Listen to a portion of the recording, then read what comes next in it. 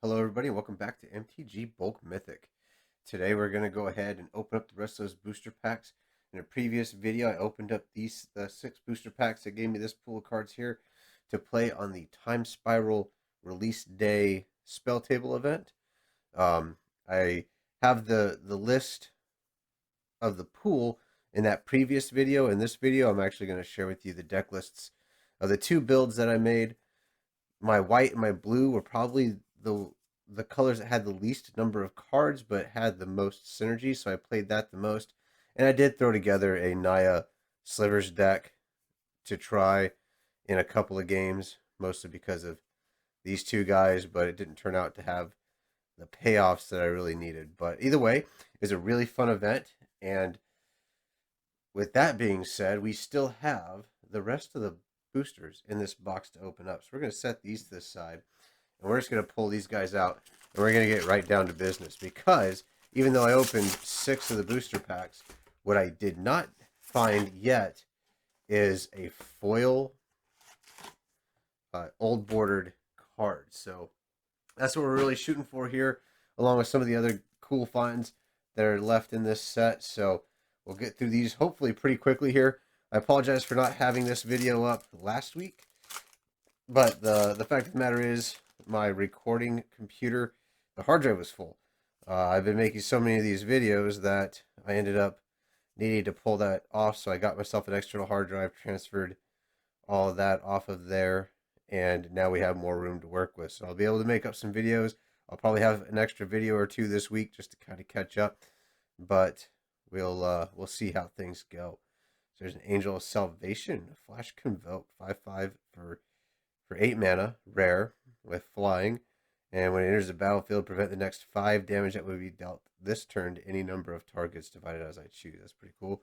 And then boom, there we have it. It's not rare, or it's not a foil, but it definitely is one of the more popular cards in this set, and that is the True Name Nemesis. So I want to say this is the 3rd time this card's been printed. The first time was originally in the Commander deck that it was in, and that shot that Commander deck through the roof as far as value, because everybody needed this card in Legacy Vintage formats.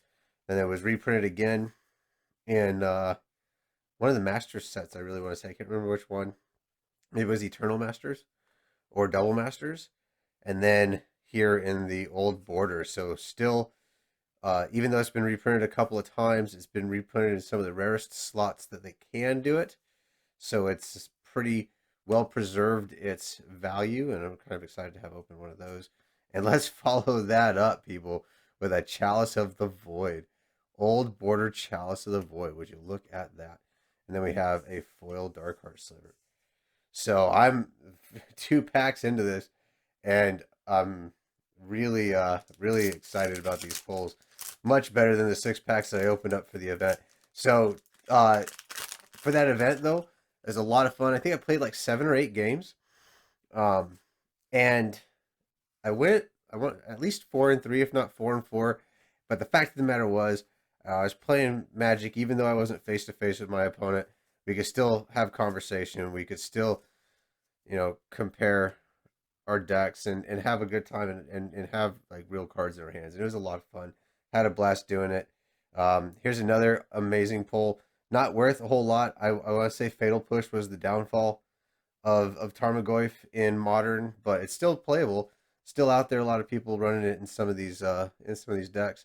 And then we have a Mortify as our Old Border card right there. So I had a really good time. I will say this: hats off to the British players. Like, no kidding, near the end of the event, which ended at I stopped playing around 6 o'clock West Coast time, Pacific time, and that's like 1 o'clock in the morning in Great Britain. And like 3 of my matches were against people from across the pond. So some of those guys were staying up to the wee hours of the morning, as they would say, to get some games in, and that's pretty cool that they were out there playing. Had a good time. I actually got paired up twice. I played 2 games against the same opponent, so I had like 4 or 5 opponents throughout the event, and but two of my opponents I actually ended up getting paired against twice, which I think it just was due to the fact that our games ended at the same time, and then we re-entered the event. And when I was playing, the server wasn't, or the um, Discord server wasn't very busy, so we just kind of got repaired. Not a big deal though, because it was kind of fun. One of my opponents actually made some changes to his deck in between the games, almost as if he was sideboarding there, and we got to play another game. I won game one. He made some changes and had a really excellent game two, and beat me that time. So a lot of fun there. A lot of good things happening. I'm pretty excited about it. I did have technical difficulties near the end of the event with the spell table application itself, but luckily having that Discord channel, like one of the issues we were having is our video kind of going out, either mine or my opponent's video going out, and the sound would go out with it, but we were able to make a Discord call and keep that voice communication up while we would rejoin the game if we needed to, and kind of smoothed over some of those technical difficulties as they're working on the beta of spell tables. So pretty cool there. And here we go. Here's a cranial plating, another really classic card played a lot when Affinity was really strong. Affinity isn't dead. It just, the format, modern format has balanced itself out quite a bit. Some of the new cards that they've printed, some of the bannings that they've made. So things like Cranial Plating and Tarmogoyf, they're not just the pure powerhouses that they were before, but they're also just not dead cards. So not too upset about that pull there either. Like I said, usually in these packs, the money, and there's Simian Spirit Guide being removed from the format by Thanos, as a lot of people like to say. Unfortunately, common reprint, and then it gets banned before the set gets released. So I know there's a lot of people upset about it, but that is what it is. So the event was a lot of fun. For those of us who can't go to our LGSs, it's nice to actually play against real people, except for just instead of just clicking through um, Arena and stuff like that and play some of these other formats. So coming through here pretty well. I think hopefully the foil.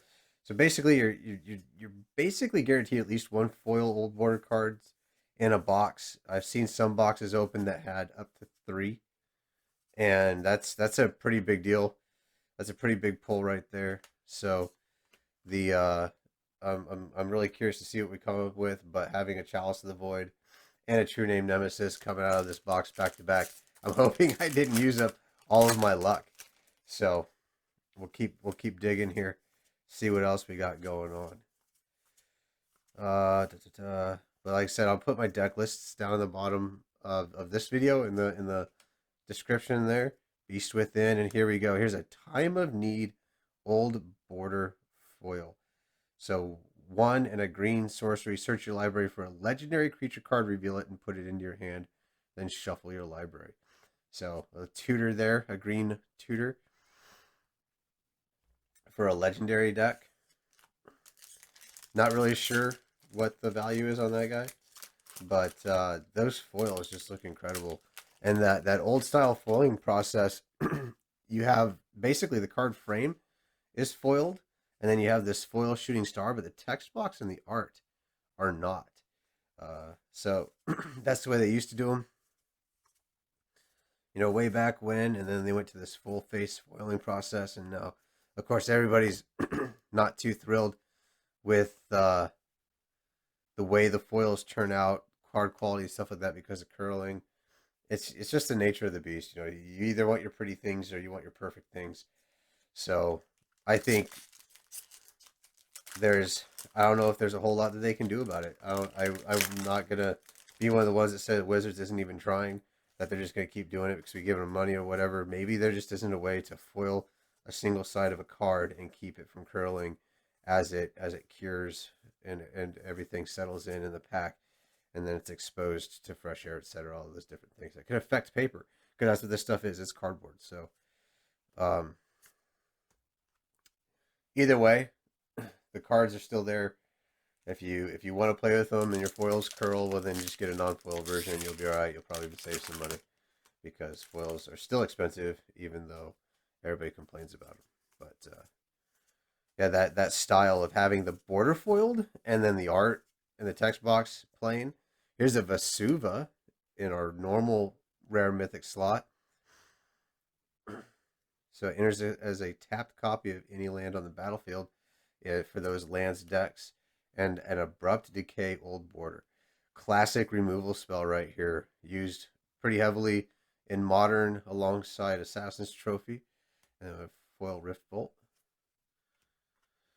So Vesuva copying a Dark Depths so that it doesn't have any counters on it, and then Thespian stage would copy a Dark Depths, right? Without counters on it. I guess the Vesuva, maybe someone can leave a comment in the video here, let me know, because the way it sounds, it enters as a copy of that land. So since it would enter as a copy of Dark Depths, then the Dark Depths would enter with the counters on it, the ice counters on it.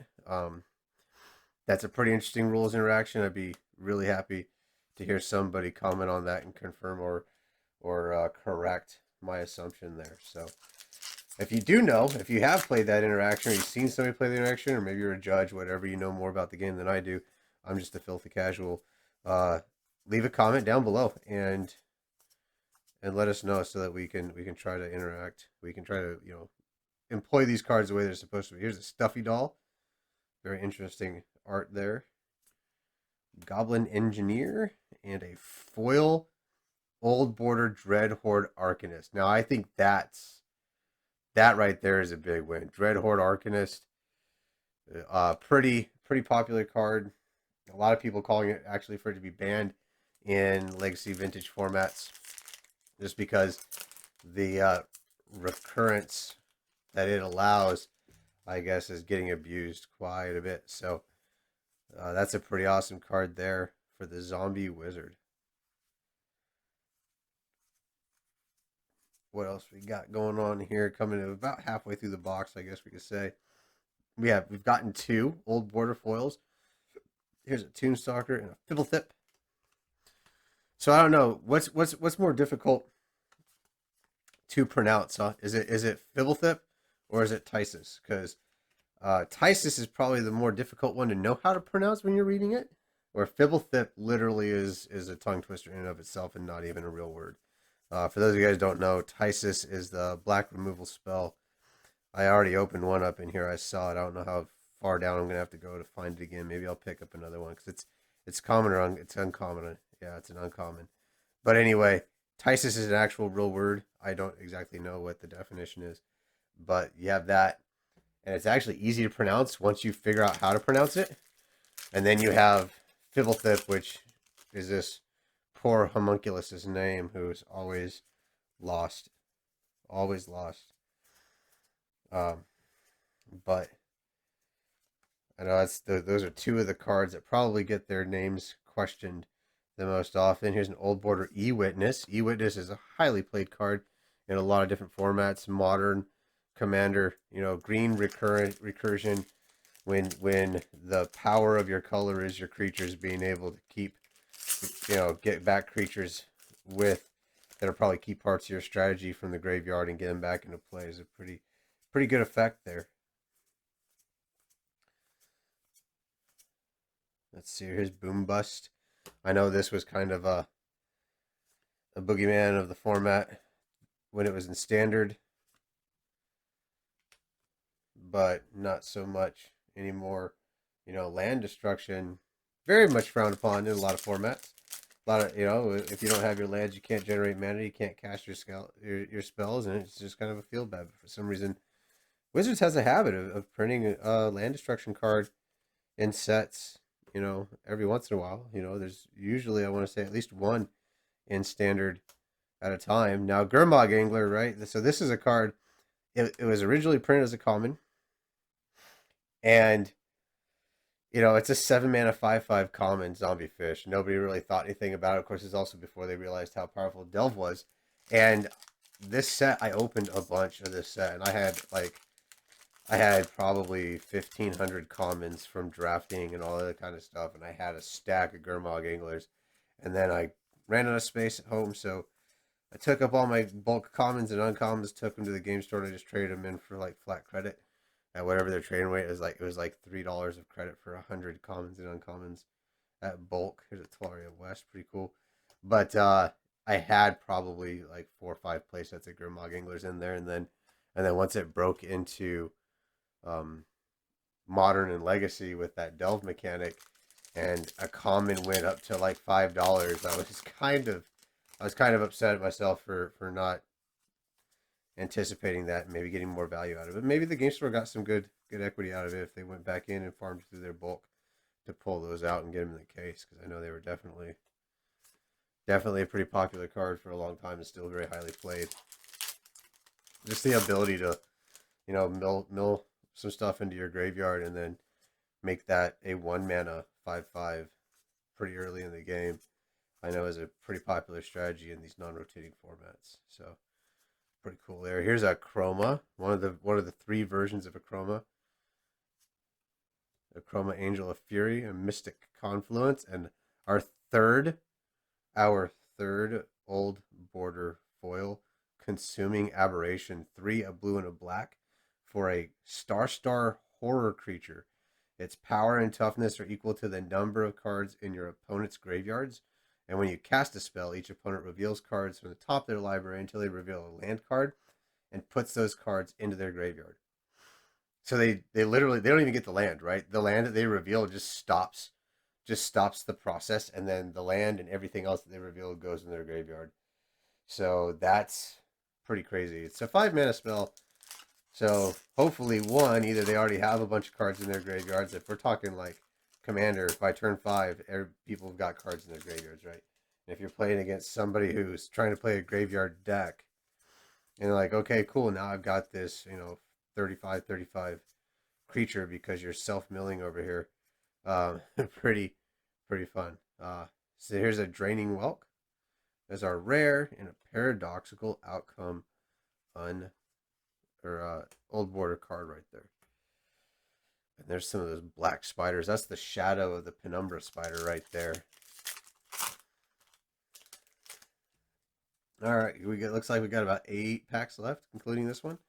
So pretty exciting box, actually. So 3 foil. So there's Penumbra Spider itself. 3 foil old border cards. True Name Nemesis, Chalice of the Void. So really not too unhappy at all there. Here's Silence and a foil Venser, Shaper Savant. So that's the second Venser. I know I opened a normal Venser over here earlier in the pack. So, you know, those clone abilities are really popular. Being able to duplicate some of the more powerful abilities in your decks, especially in Commander, is when you can only have 1 copy of every card. Well, now Venser's already is a duplicate of every other creature that you could want. Or actually, no. When it enters the battlefield, return target spell or permanent to its owner's hand. Okay, so it's a counter spell on a creature. Never mind. I was thinking something completely different. I thought this was a clone. So Venser's a counter spell on a creature because you can return a spell to their owner's hand if it's on the stack or a permanent. And then here we go. Here's a Pact of Negation. Super powerful card. And then a Knight of the Reliquary. Also highly played. The value of it's come down a little bit, but it's a super highly played card in, you know, your Abzan and your Naya lists to help you get the fixture colors of mana, get some cards into the graveyard. It also pumps itself up when you use its ability. So it's definitely a player. Sarah Avenger here. So this is a very interesting card, right? It's a 2 mana 3/3 with Flying and Vigilance, obviously above rate. However, it just has that rule of text that you cannot cast it on the first, second, or third turns of the game. So it's going to be a 2 mana 3/3 with Flying and Vigilance, but the earliest you can cast it is turn 4.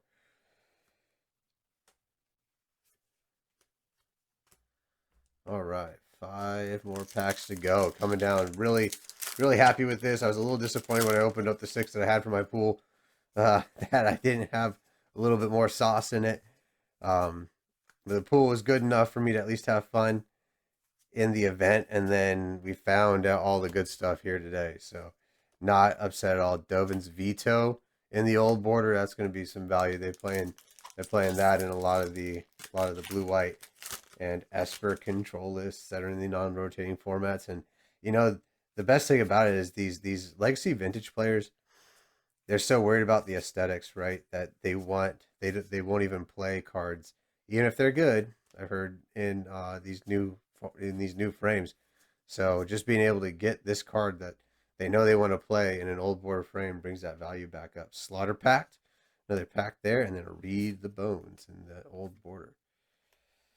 So this box turned out to be a really good one, in my opinion. The Chalice of the Void, I don't know. So I've got a playset chalices for when I was playing modern Tron, Eldrazi Tron, and uh, some other things that were using it in modern. But one of them is a foreign language card, just because it was the last one in the case and I needed it. Leyline of the Void, also a very good card there in that old border. Um,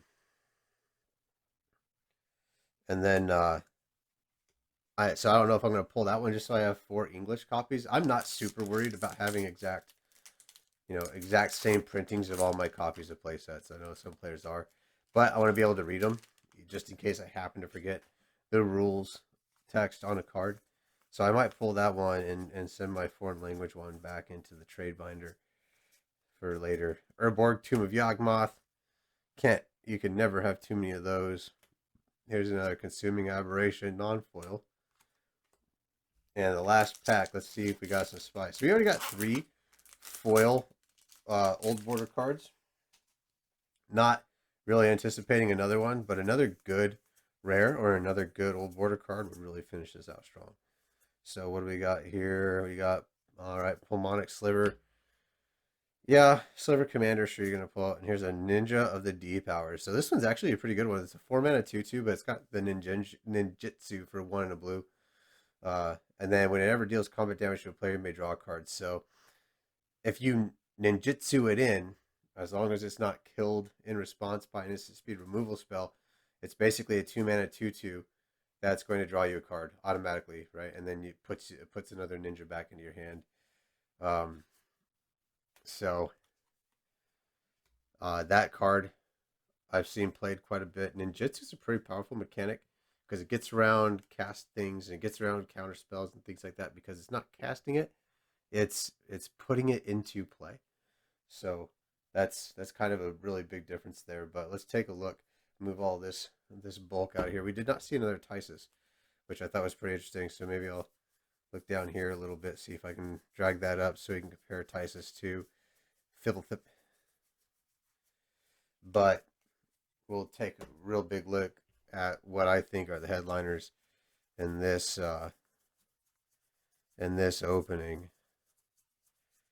So, oh, there it is, Tithe, right? You look at that. How in the world does that spell Tithe? I don't know. But it's PHTHISIS, and then you have Fiddlethip. So Urborg's a good pull there. Walk the Aeons. Take an extra turn of the buyback. Can't say that's terrible, right? The Slaughter Pack's a good one, right? 0-mana removal spell. We just got to pay for on the other team. Pact of Negation, obviously. A Chroma. That's going to go into my... I can see her face. The Angel Demon. Tolaria West. Good pull there. Kaalia, the Kaalia deck, because who wants to pay 8 mana when you can just attack with Kaalia and put it into play? There's another good card for Kaalia right there, huh? Vesuva. These rare land cycles that are in here, so good. Hivestone, which you don't need a Hivestone in the Sliver Commander deck because all your Slivers are already Slivers. All your creatures are already creatures. We got 2 Slaughter Packs. A Venser and a foil Venser. And then we had Fiddlethip. Which Fiddlethip is Fiddlethip? Old border, right? Fiddlethip is old border, right? So here's Leyline of the Void. All right. Got that guy. Dovin's Beto. He's going to have some value. Of course, Silence is good for... It's essentially a white counterspell, right? It's an instant. So you wait till your opponent casts a spell into, and then you cast it over it on the stack. And it also turns off anything else that they could have done. Paradoxical Outcome. What else we got rolling on here? E-Witness. Here's Fibblethip, right? So we could debate whether those are even any good. There's an Abrupt Decay. Beast Within. Green removal. Green creature removal, right? Cranial Plating. Chalice, and True Name Nemesis. So again, not at all unhappy with how this box opening turned out, especially with those two guys right there. Those two guys right there definitely made me happy opening those. Set's a great set. Word on the street is if you can find it, get it, because they're not making more. Stores are sold out. Big box retailers got a second wave of 3 booster draft packs and blister packs and all that kind of stuff. But unfortunately, a draft set isn't. This is a draft set that doesn't have an unlimited print run, so it's not just going to continually feed into the market until we get tired of drafting it, because we're not drafting it in paper. So if you have some good, I've got a second box of it that I pre-ordered along with this one, so I got a decent price. I got mine for about 200 a piece. And that thing is on the shelf. It's going in the box with the rest of my masters. But here are the foil, 3 foil old border cards. Time of Need, Dreadhorde Arcanists, Consuming Aberration. So let me know what you think of it. Let me know if you thought about the product. If you had a chance to play with it, open it, whatever you had. If you were on that spell table event, let me know what your experience was. And check out the deck lists that I built. Tell me if I did okay, or if there was something I missed in my pool that probably could have pulled off a little bit better. All right. Otherwise, if you're enjoying the channel, like it, subscribe, because there's going to be some more videos this week. I got some catching up to do before Strixhaven comes out. Already pre-ordered my product for it. And find us on Facebook. Join the conversation there.